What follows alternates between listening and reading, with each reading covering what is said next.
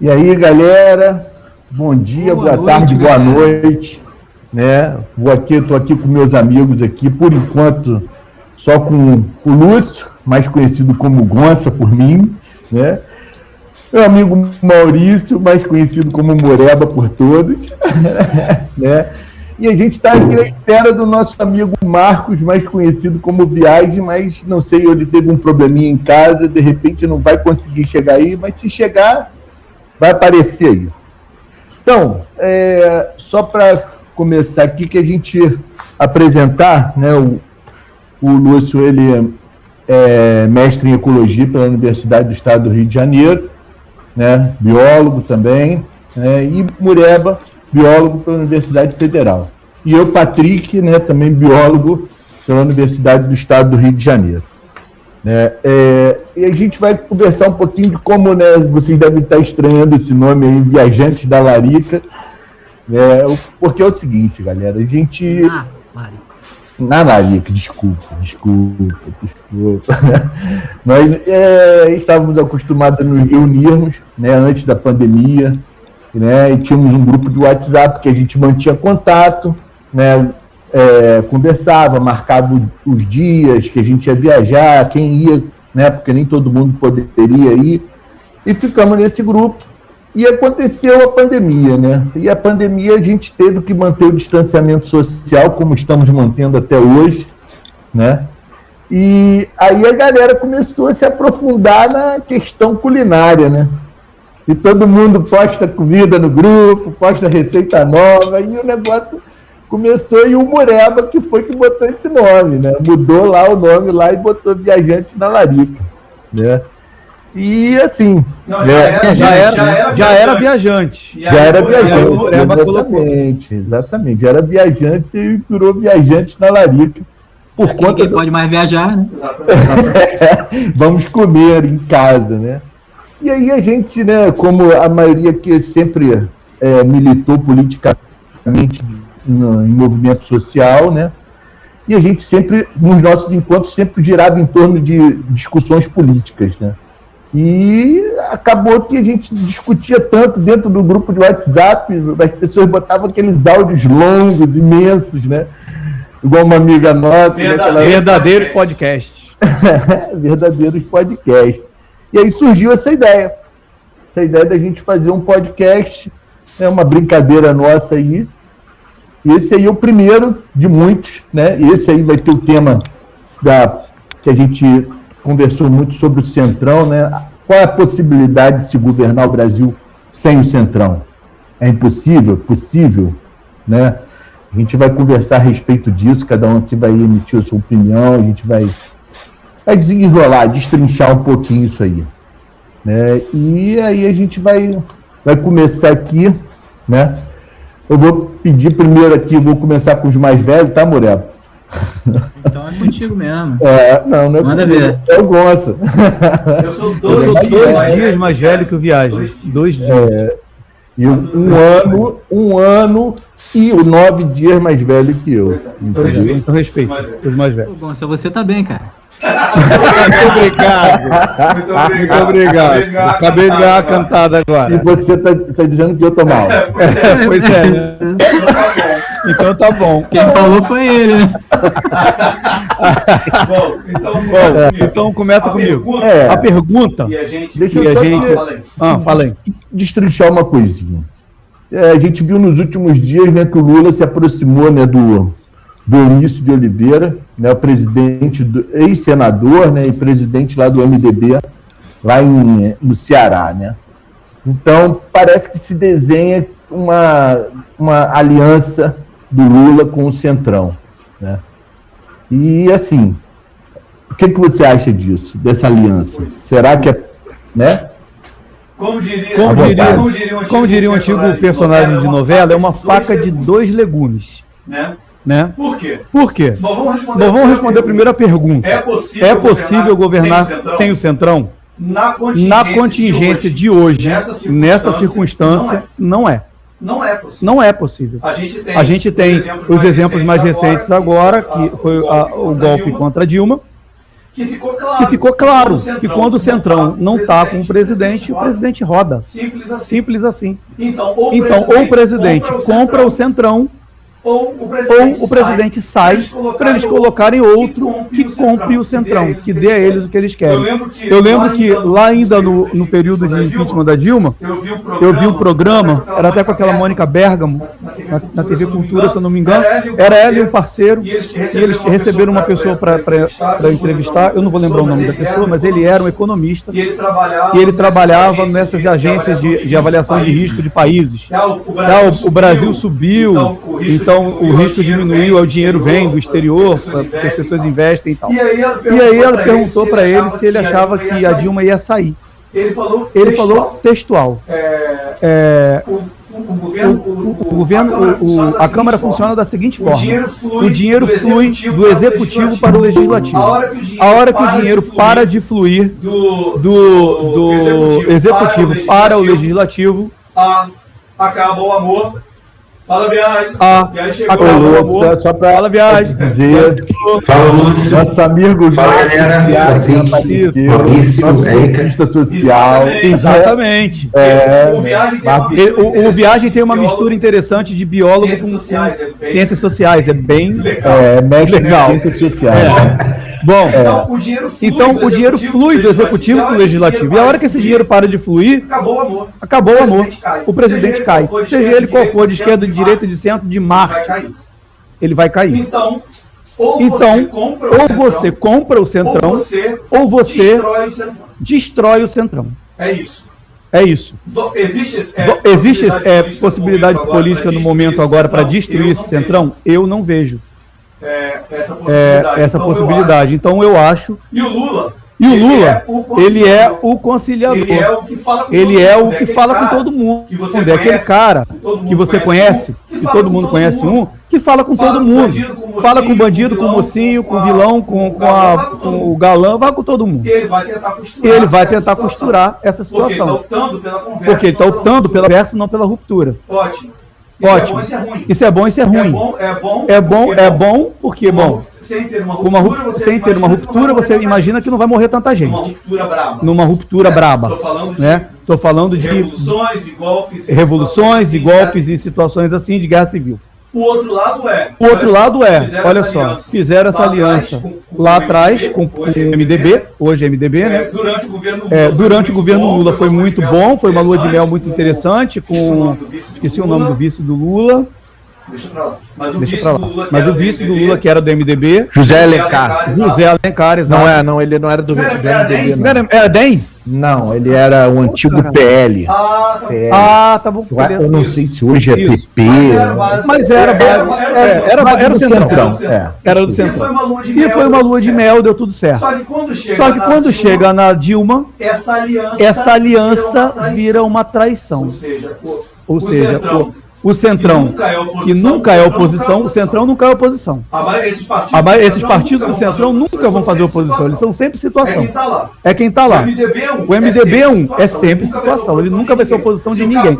Se o capeta sentar lá na cadeira de presidente, o MDB vai ser situação. Olha aí, o capeta já está lá. Né? Contanto que o capeta garanta cargos e recursos. Que compre e mantenha ali o Centrão na coleira. É isso. Então o Centrão se virou contra a Dilma. Olha o que aconteceu.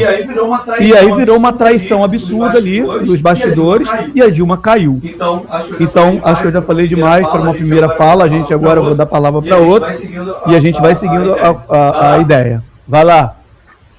Então, Viagem, você como o segundo mais velho, né? Você é 2 dias. 2 dias mais novo que o Lúcio.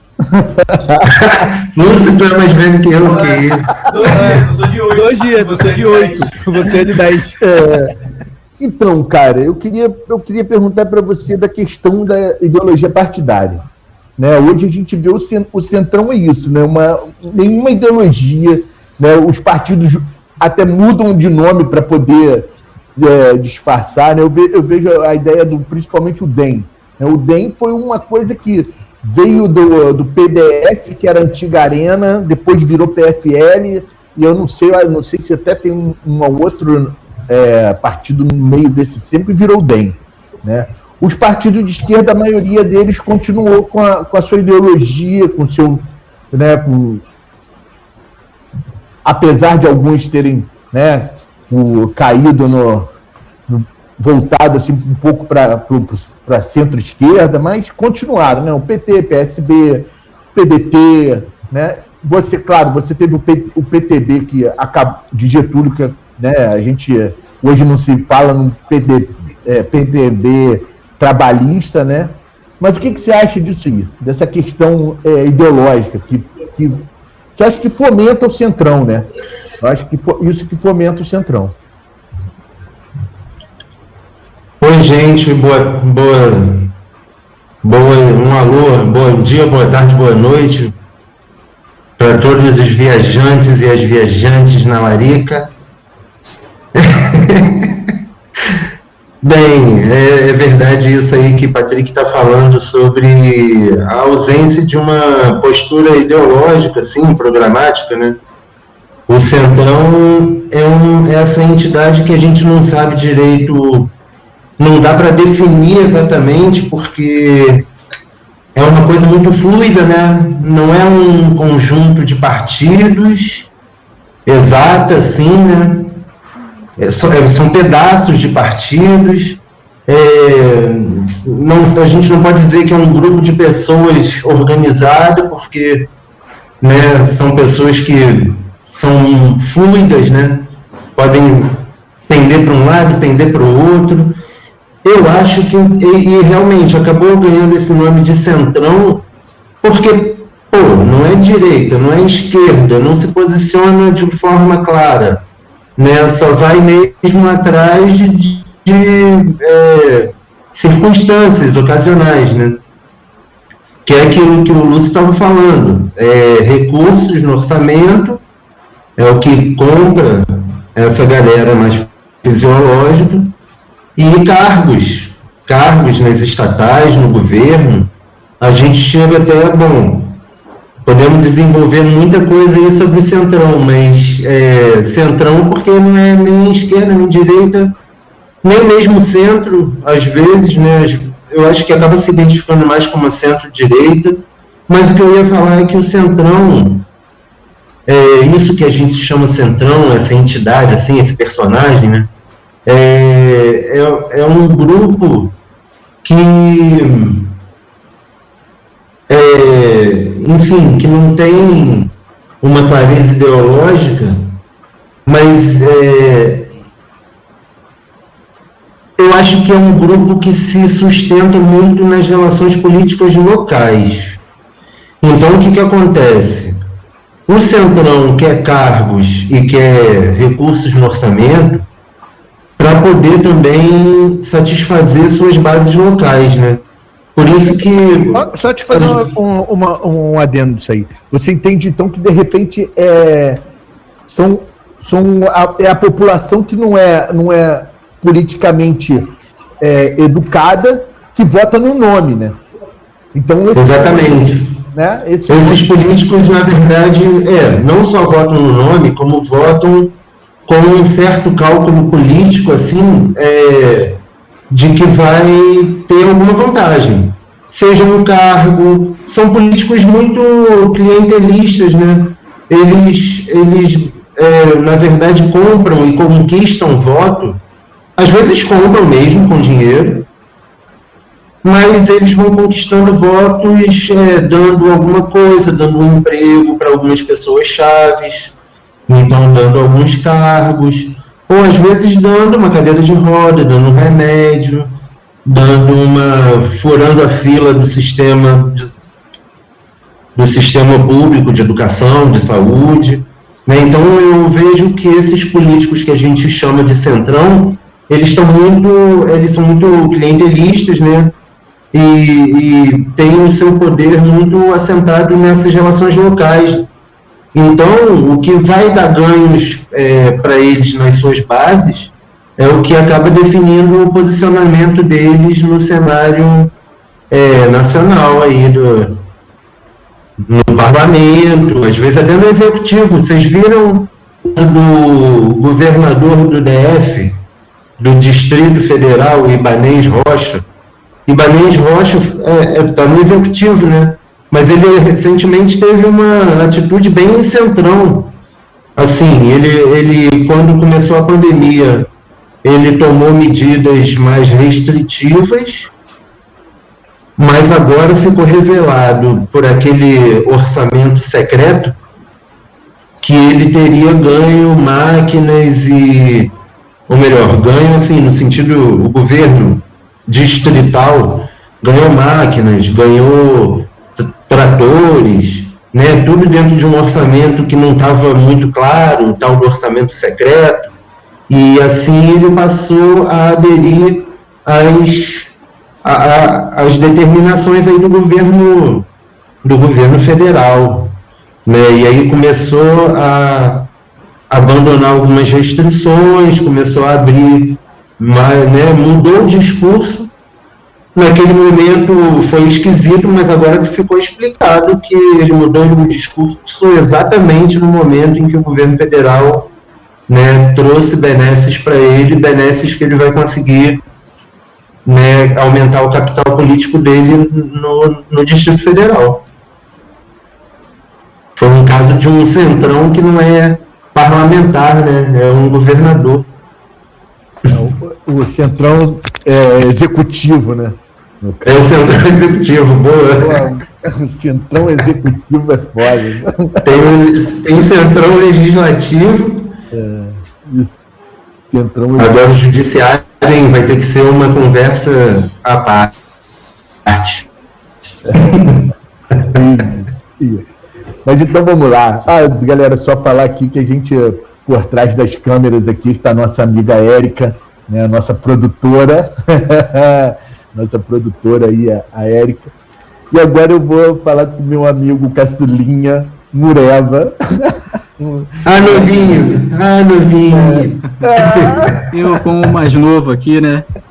Eu quero saber o seguinte, Mureva, eu sei que tu é radical. Né? Não. Eu sei não, sou, em algumas coisas sou. Eu sei que tu prega a ruptura total com o Centrão, mas diz aí, como governar sem o Centrão? Boa, vamos começar por aí, cara. Nosso tema, né? É possível governar sem o Centrão? Bom, concordo com tudo que foi falado aí. Eu queria ver melhor, aí vocês me ajudem, 3 palavrinhas aqui dentro disso. Vou começar, são 3, governar sem e Centrão. Começando pelo Centrão. Foi dito aí que o Centrão não tem ideologia, concordo. É fluido, né? E foram citados alguns políticos. Eu queria perguntar quem é o Centrão dentro dessas caras da política aí que a gente mais vê. Quem são esses caras? Vamos citar alguns para a gente ver se eles... Vou falar sinceramente o que eu penso. Para mim não existe Centrão, tá? O que existe é direita. Você não tem ninguém no Centrão, vocês não vão conseguir me citar nenhum do Centrão que seja centro-esquerda, pelo menos. Então a gente está falando de uma parcela da direita. Na verdade, é isso. Mas quem são os caras? Vamos colocar alguns aí à baila para ver se vocês jogam no saco do Centrão ou Rodrigo Maia. Fora. Boa, Rodrigo Maia.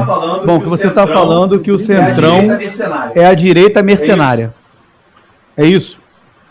Seria uma direita... eu acho que, cara, eu vou te ser sincero, a direita vai ser sempre mercenária. Não, mas eu acho que... Mais assim, mercenária. Eu acho que é um Centrão... A direita fluida. Porque assim, é uma parte da direita que eu acho que com essa fragmentação política aí que teve, partiu para essa política aí que o Viagem citou, entendeu? Que não segue nenhum programa, não tem uma ideologia, realmente, ideologia mesmo a gente não pode dizer que tem, mas são os caras de direita que estão em partideco, eles sabem que é partideco, eles preferem que seja partideco, e que estão ali para negociar desse jeito. Mas pra nem sempre estão em partidecos, tá? Você tem muita gente do Centrão no MDB, que é um dos maiores partidos que tem. Sim, você tem gente do Centrão no DEM também, né? Que eu citei, o Rodrigo Maia, que é uma das lideranças do DEM. Ele estava até para sair do DEM, não sei nem se saiu. Acho que não. Né? Acho que não. MDB, DEM, né? A gente já colocou aí no saco do Centrão, e tem aquelas porcaria toda, daqueles democratas e não sei o quê, aquelas... PSD. Aliás, foi o MDB que inventou o Centrão, eu acho.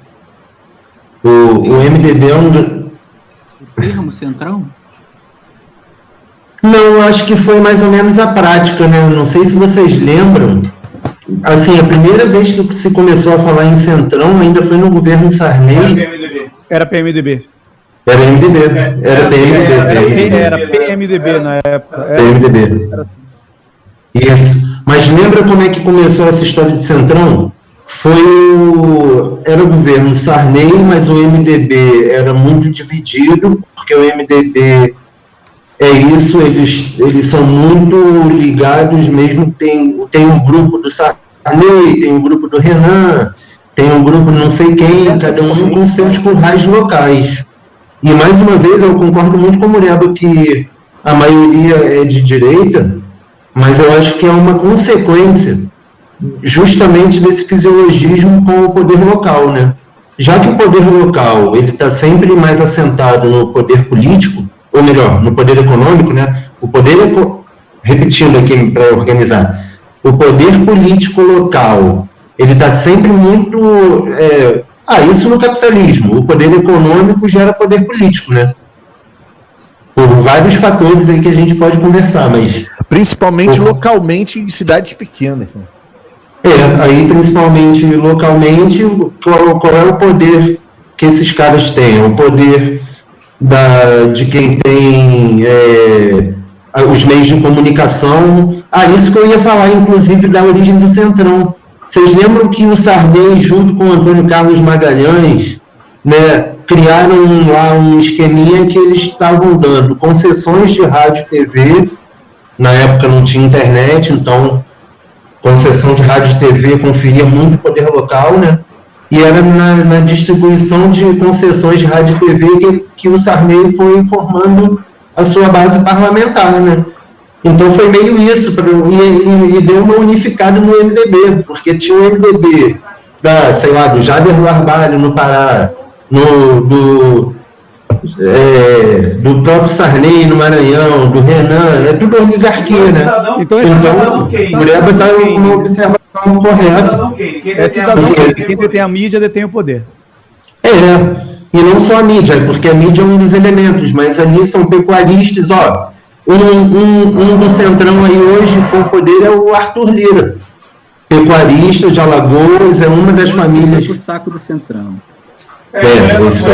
Mureba finalizou? Mureba vai falar mais sobre... Eu botei uma lista aqui, Rodrigo Maia, Renan Calheiros, Alcolumbre, Arthur Lira, e a gente pode citar aí mais vários aí. Tem um monte. Né? Então, assim, na verdade, isso que o Jair está falando, né? É uma política que está enraizada, vem de lá de trás, e que tem esse funcionamento aí no executivo local, mas que também, né, tem as suas instâncias mais no nível federal e tem no legislativo, né? Então, os caras que a gente está vendo aí do parlamento e que a gente pode colocar essa pecha aí são essas figuras, né? Então, essa fluidez que a gente estava falando, na verdade, é uma fluidez que só se dá pro lado da direita, né? Mas muitos deles fizeram parte do governo Lula também. Sim. Esse cara... tem um monte de gente aí do Centrão que foi... Eles são situação, sempre. Valdemar da Costa Neto, liderança religiosa aí, que leva um monte de fiéis evangélicos no cabresto. Lembrando que a religião evangélica, cara, as religiões cristãs tem muita gente progressista, né? A gente não pode dizer que, né, o pessoal... Agora, também tem muita gente que segue no cabresto ali de algumas lideranças, e o Valdemar Costa Neto foi uma dessas lideranças que fez até parte do governo Lula ativamente, né? Governo... Mas olha só, aí será que isso já não é parte do que a gente chama de conciliação? Quer dizer, o resultado de você conseguir colocar um centrão, que é uma direita, mas chama centrão, dentro de um programa de governo que poderia ser chamado de esquerda, né? Se isso já não é o fruto de uma conciliação, aí eu volto lá para o nosso tema, né? Centrão, a gente definiu bem aí já o que é. Aí tem a questão governar sem, né? Aí o que eu penso aí? Bom, o que seria esse 100? Porque realmente 100 total não tem como, né, galera? Os caras estão aí e o Brasil não vai mudar assim no estalo. Enquanto a gente não tiver uma educação política do que o povo entender que ele não tem que votar no cidadão, tem que votar numa ideologia, né? E a gente tiver partidos que representem essas ideologias, eu acredito que aí fica difícil, né? Sem o centrão, esse povo aí vai ficar difícil de governar. Então, eu acho que na atual circunstância, eu acho muito difícil governar sem o centrão. Mas aí tem o seguinte, Patrick, governar sem o centrão pode ter mais de um sentido, assim, porque como é que eu estou vendo a coisa já há alguns anos, né? E eu estou vendo que a campanha agora, que ainda não foi disparada, mas foi, né? Na verdade. Então, como eu estou vendo que a coisa está se formando, eu entendo, assim, as diversas propostas que estão se apresentando, eu vejo, assim, como se fossem, fazendo uma metáfora, né? Seria tipo assim, uns pacotes, assim, de entrega, e você pode imaginar os pacotes tudo daquele papel pardo, vamos supor, para ficar uma coisa neutra. E aí você tem os marqueteiros que vão dar uma melhorada nesse pacote, vão fazer com que ele deixe de ser um pacote com papel pardo e vão botar lá num papel desse, sei lá o que, canson, couchê, sei lá, uma coisa mais apresentável. E você tem dentro desses pacotes o conteúdo. Aí o que eu vejo? Pode acontecer do pacote se apresentar de uma forma e quando você abrir o pacote o conteúdo é outro, né? Pode acontecer de você pegar um pacote, ele pardo, e você sabendo que ele é pardo, você abrir e ter a surpresa de que, opa, não tem nada dentro. Ou, ainda pior, você votou no pardo, sabe que não tem nada dentro, mas você votou porque é a cara daquele sujeito lá. Isso também pode acontecer. E aí, esses pacotes, cara, eu acho que eles vão meio que... uns vão se colocando dentro dos outros. Então, o perigo que eu vejo é o seguinte. A esquerda se apresentar como um pacote que ainda por cima vai ter essa marketagem toda em cima. E essa marketagem vai querer vender uma coisa e quando você abrir vai ser outra. Isso é a possibilidade que eu mais vejo. Então, o que eu vejo no momento agora, o que seria importante? Mais do que pensar em governar sem o centrão ou com o centrão. O com o centrão também é importante a gente discutir, hein? Porque sem o centrão a gente já viu que não dá. Agora, como fazer com, né? Também é um negócio importante. Então, eu acho que a luta toda é para que os pacotes tenham conteúdo. É o que eu penso, entendeu? O conteúdo que a embalagem promete. Exatamente. Não, de preferência a embalagem seja o papel pardo mesmo. Tá. Eu prefiro. E você vende o conteúdo. Entendeu? O cara não vai te comprar por causa de um marqueteiro. Vai te comprar por conta daquele programa que você colocou lá.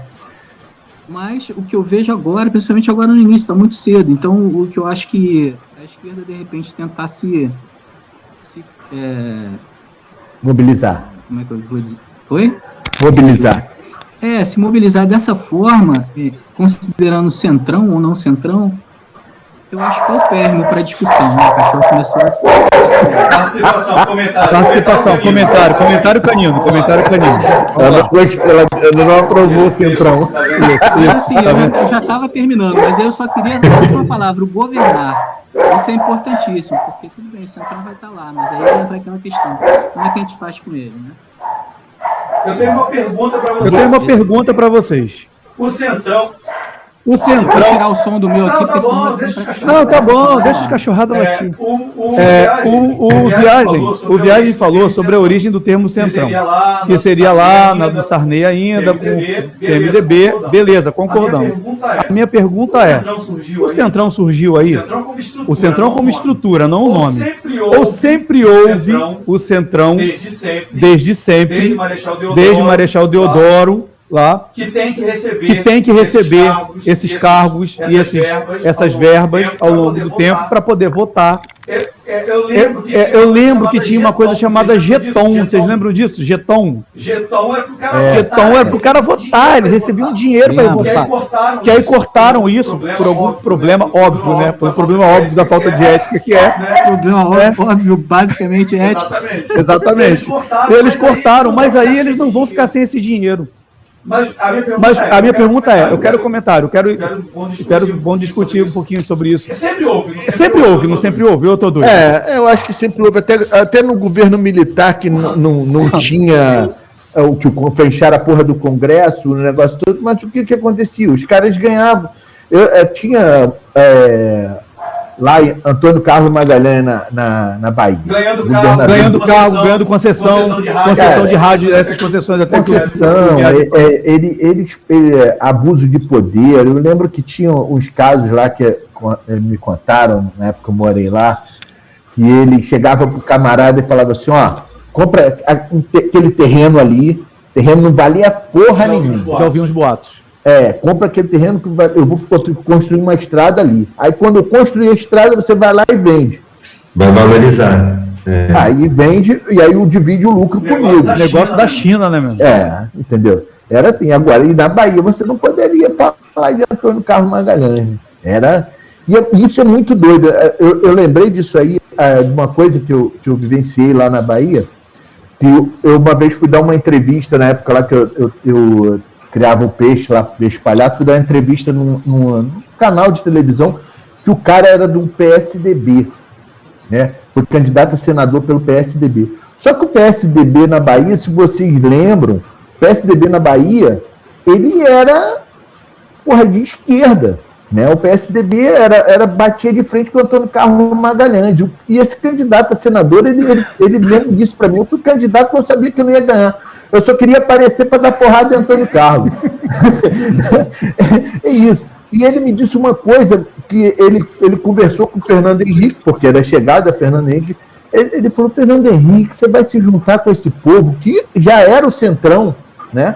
Porque ele governou na época com o PFL, né? Você vai se juntar com esse povo. E aí ele virou e disse que eu não vou conseguir governar com a esquerda. Entendeu? Então, eu não sei. Ele se juntou, porque o PSDB, se a gente for lembrar, o PSDB foi o quê? Foi uma ruptura de uma galera que era PMDB, que era a ala mais à esquerda do PMDB. Né? Tanto que em 89, quando a gente teve aquela eleição, que o PSDB, até muita gente acha que o PSDB demorou a apoiar o Lula, né? Mário Covas, na época, né? Demorou a apoiar o Lula e aí acabou que perdeu a eleição por conta daquilo, né? Mas eu não sei se foi só por conta daquilo, né? Eu acho que os partidos meio que se endireitaram. O Patrick está falando, por exemplo, o PSDB surgiu mais à esquerda e foi se endireitando.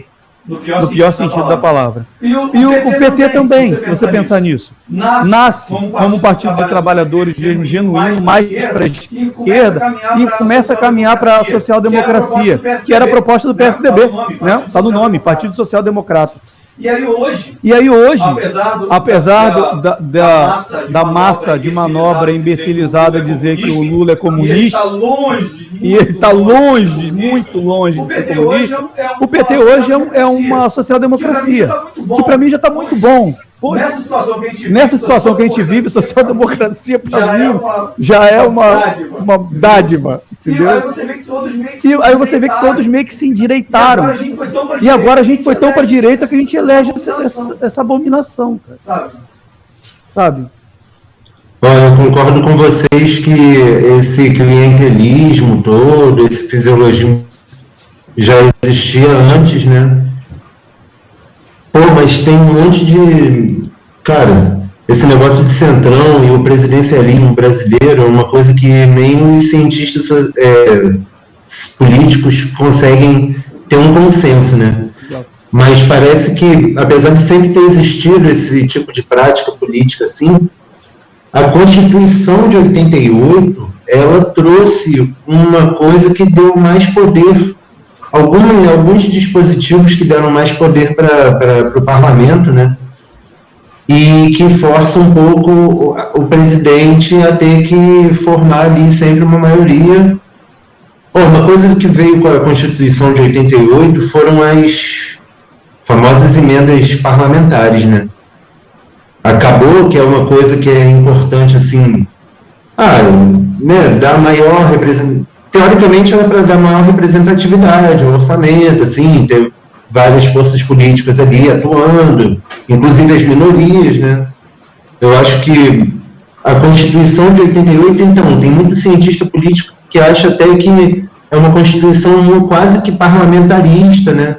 Na época, o parlamentarismo tinha uma força até dentro desse PSDB mais à esquerda. Isso não é um problema? Porque assim, quando obriga o presidente a ter que negociar em nível alto com o Congresso, obriga ele a fazer, a se envolver com o Centrão. Mas olha só, é um problema no caso quando a gente não tem uma educação política que a gente não tem no Brasil. Entendeu? Porque, teoricamente, não deveria ser um problema, porque deveria ser um parlamento representativo, né? E esse parlamento, ele tem a sua função de pegar, tomar conta do executivo, né? Fiscalizar o executivo, né? E representar o povo mesmo. A gente está sem educação formal de qualidade, que gerar uma educação política. Eu comentei isso num grupo no outro dia, que foi o seguinte: o governo do PT criou muitas universidades, é inegável. Criou muita universidade, criou muito instituto. Escola técnica, né? Escolas técnicas, isso sim. Mas o que forma o cidadão não é a ponta final da educação, é a ponta inicial. É o jardim de infância, é o primeiro segmento e o segundo segmento do fundamental. É ali que o cidadão se forma. Então o cara fortaleceu a ponta. Não estou dizendo que fez errado, fez certíssimo. Isso foi maravilhoso. Só que a educação de base, que é quando forma o cidadão, que começa ali a leitura, a visão de mundo, questionamentos que começam todos ali. Então, quando ele sai do 9º ano, ele já sai, eles e elas, né? Já saem, cara, quase adultos, sabe? Você percebe, eles entram criancinhas e saem quase adultos, já para o ensino médio. E aí o ensino médio seria, né? E aí o ensino médio seria para sedimentar, solidificar aquela vivência do fundamental. E o fundamental no Brasil é um lixo. Não é um lixo por conta do material humano. O material humano é de primeira. Mas o material, escolas, equipamentos, é tudo precário. Muito precário. E aí você não tem formação de cidadão. Com educação política, como o Patrício está pedindo. Implorando. Não é nem pedindo. Eu acho que um parlamento, para funcionar, para que a gente tenha todos os poderes funcionando, a gente tinha que ter um povo educado politicamente, entendeu? Se a gente tivesse esse povo educado politicamente, eu acho que a gente não estaria vivendo o que a gente está vivendo hoje, né? Mas posso comentar uma coisa? À vontade. Eu concordo plenamente aí com vocês que a gente tinha que ter educação política na escola mesmo. Na escola, começando a uma conversa sobre o nosso bairro, nossa cidade, nossa rua, e daí ir formando uma educação política. Mas aí, eu acho que, como isso é uma frente de longo prazo, eu acho que tem uma outra frente que pode ser mais imediata, que é o seguinte: uma coisa que eu já até comentei com vocês, agora eu comento aí com toda a nossa audiência de viajantes, lariquentos e lariquentas em geral, né? Eu gosto muito da proposta do Boulos, quando o Boulos fala que a nossa Constituição tem uma coisa muito interessante, que é a possibilidade de plebiscitos e de referendos, né? Abrir essa possibilidade, porque essa é uma forma de gerar uma discussão política por cima mesmo, já começando pela ponta, né? Vamos discutir um tema X. Essa é uma forma de lidar com o Centrão também. Tem pouquíssimo tempo. Eu comentei com um amigo, pouquíssimo tempo. Eu comentei com um amigo que lá fora fazem plebiscito à torta e à direita. E aqui dentro, você fala em plebiscito, você é comunista. Os Estados Unidos. Os Estados Unidos têm aquelas células gigantescas assim, que é um questionário. Você vai lá marcar, concordo, não concordo, e plebiscito sobre as mais variadas situações, de coisas, liberação de uso de substâncias, tudo. Agora, quando você fala aqui, é coisa de comunista, cara. Agora, quando você fala aqui, é coisa de comunista, cara. Pelo amor de Deus. Plebiscito, é perfeito, é isso. Eu acho que aqui, cara, faltam duas coisas básicas para a gente conseguir lidar com essa situação. Uma é transparência, porque você até citou aí no início, cara. A coisa é essa notícia aí que você citou, Viagem. O negócio do orçamento paralelo aí. Eu não estou nem bem informado sobre isso, não. Mas, cara, tu vê o nível do absurdo. O grau de transparência é tão baixo, ou seja, a turbidez é tão enorme que, cara, uns milhões, assim, por debaixo do... Não. Só para você saber, são 3 bilhões. Por enquanto são 3 bilhões. Cara, mas vamos lá, continua. Então, isso é um negócio, assim, básico, né? A gente precisa ter mais transparência. E, assim, eu acho que o mundo está caminhando para isso, cara. Eu vejo nitidamente isso. Inclusive, esses últimos problemas que a gente teve aí nos Estados Unidos com relação a Trump e aqui no Brasil com relação ao Bolsonaro, para mim tipo assim, é o último suspiro de quem gosta de se esconder nessa turbidez, entendeu? Porque isso veio vindo numa força, e alguns até atribuem ao Lula isso, mas eu não concordo. Eu acho que isso aí ele foi levado por isso, ele não entendeu, ele não se mexeu para que isso acontecesse. Sim. A coisa foi na maré. Né, foi na maré. Então, isso eu acho uma questão importante. E o lance do referendo, porque quando a gente descobrir onde é que estão os problemas, onde estão os gargalos com relação a dinheiro, por exemplo, orçamento, essas coisas, vai ficar muito mais fácil da população entender e poder votar, né, através de referendo. Então, isso aí a gente tira um pouco essa política velha aí do Centrão, né, num ambiente em que está tudo turvo e você tem facilidade para conseguir essas coisas todas que a gente falou, cargos e vantagens, né, e emendas, as coisas todas, cara, aí fica terreno fértil para eles. Agora, se a gente tiver uma coisa mais participativa, eu acho que melhora. Eles vão continuar existindo, mas não vão ter tanto poder de barganha. Quando você faz o plebiscito, você chama a população para a responsabilidade. Vocês querem isso? Vamos fazer. E se algum problema acontecer, foi a decisão da maioria, mas vamos repensar. Já que houve esse problema, vamos repensar aqui. Tá rolando algo parecido lá em Belém, né? Com o prefeito de Belém. Sim. O pessoal, eu esqueci o nome dele, Patrick lembrou aí. Esqueci o nome do cara. Edmilson. Edmilson. Edmar? Não. Edmilson. Acho que é Edmilson. Edmilson Rodrigues. É o pai dela. Edmilson Rodrigues. É o pai dela. Edmilson Rodrigues. Isso. Ele chegou a ser pré-candidato a presidente. A vozinha na minha cabeça falou. Nossa produtora. Então, galera, eu acho que está chegando ao fim aí, né? Nossa produtora, o que está falando aí? Nossa. Nós já estamos há quase 1 hora. Eita, conversa rendendo. Cara, se deixar de encaminhamentos finais. Horas, cara. Então vai lá, vamos começar pelo novinho. Fala seus encaminhamentos finais. Novinho. Os encaminhamentos finais do novinho. Meu Deus, encaminhamentos finais é muita neve. Eu diria que seria a grande pergunta que fica depois, que saiu de dentro dessa pergunta que a gente se propôs aqui, é como governar com o Centrão. Mas a gente não chegou a discutir o que é governar. Então, assim, ficou em aberto para o próximo podcast. Ficou para o próximo capítulo, Mas eu gostei de gente ter chegado nessa questão aí da gestão participativa. Isso aí eu acho que é importantíssimo. Esse é o meu encaminhamento. Vai lá, Viagem. Concordo plenamente aí com o Novinho, com o nosso caçulinha, que é isso aí, cara. Eu acho que para governar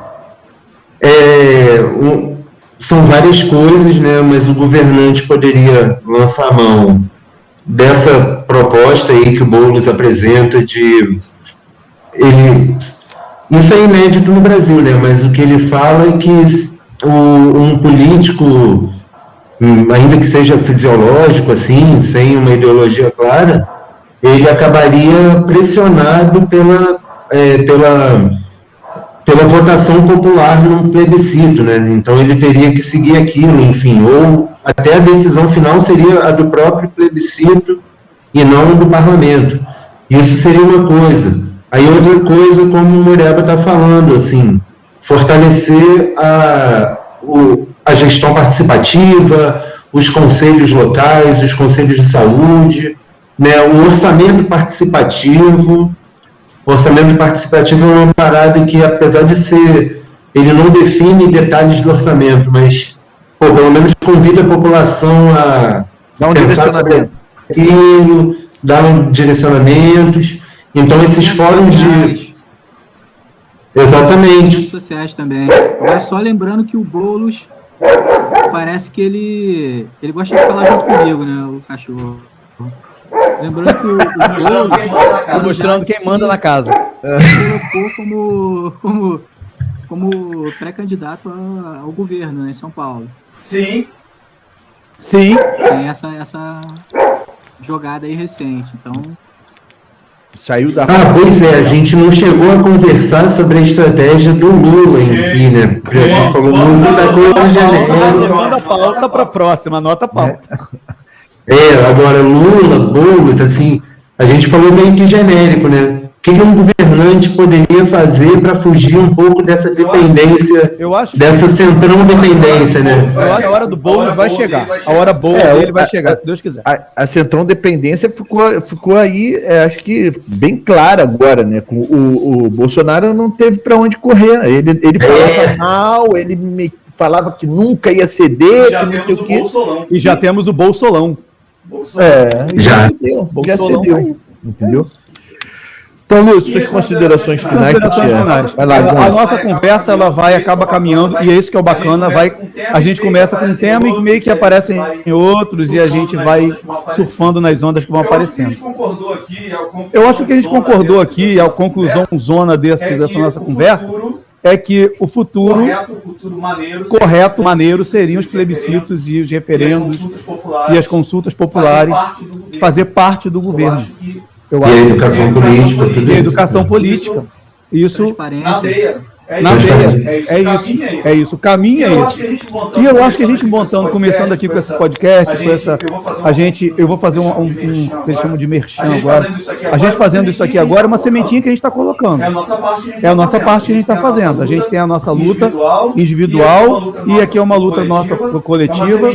É uma sementinha de clareza aí na sociedade. É isso que a gente está tentando. E eu quero lembrar aqui agora que nós temos esse podcast, nós temos o YouTube Viajante na Larica, então vocês podem procurar e se inscrever no canal, esse vídeo vai estar lá, Viajantes na Larica, tudo junto. Temos também o Twitter, Facebook e o Instagram. Isso. Nossa, muita tecnologia. Tudo Viajantes na Larica. Muitos conteúdos, todos diversos, de comida, de política, comida com política, política na comida, tudo. Em breve, música, cultura. Isso aí. Comer é um ato político. Teremos camisetas também. As ideias. Olha o capitalista, o capitalista safado, isso sim. Não, é educação política pela camiseta, né? Através da camiseta. Acho perfeito. Camisetas com conteúdo. Agora, Patrick, aí, finaliza. Olha só, deixa eu, para finalizar, só lembrando que esse aqui é só uma parte da galera que faz parte do grupo, né? O nosso próximo aí ainda não está marcado o dia certinho, mas a gente botou como tema a participação das mulheres na política. A gente quer que seja um podcast só com as meninas lá, né, do grupo, né? Então, eu ia dar esse recado aí, mas o Lúcio já deu, não esquece aí de procurar a gente nos todos esses canais aí que ele falou, né? E, pô, foi um prazer vê-los, né? Então, a gente, tempão que não se via também direito, né? É verdade. E o prazer conversar, a gente sempre conversou assim, né? Não é novidade essa conversa. Peraí, se você tiver inscrito nessas mídias que eu falei todas, vocês vão receber notificação do próximo vídeo do podcast. Vai lá. Exatamente. Espero que você... Tem várias pessoas no nosso grupo, tá? Que vão fazer parte do podcast. Daí é só o primeiro. Esperamos que de muitos, né?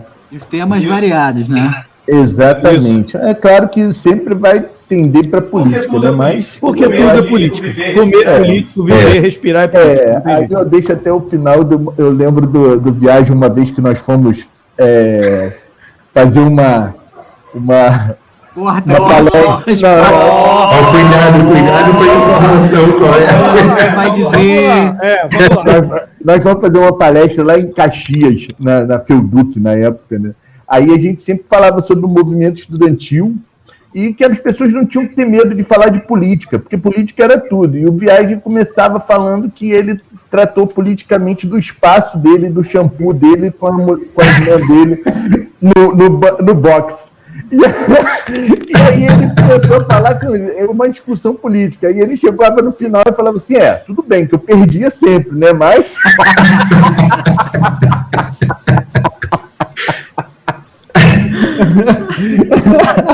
Mas é isso aí. Ai, meu Deus.